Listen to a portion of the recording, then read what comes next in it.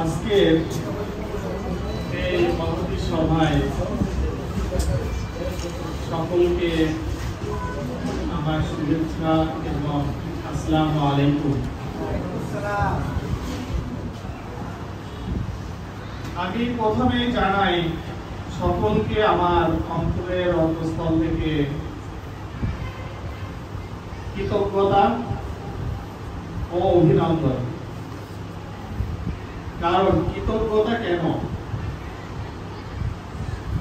এটা কিন্তু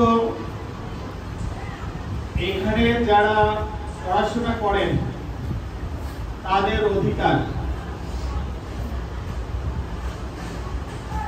সারা বিশ্বের একজন নাগরিক হিসাবে আপনাদের অধিকার একটা ভালো পরিবেশে আপনি যাতে পড়াশোনা করতে পারেন, এটি কিন্তু আপনাদের অধিকার।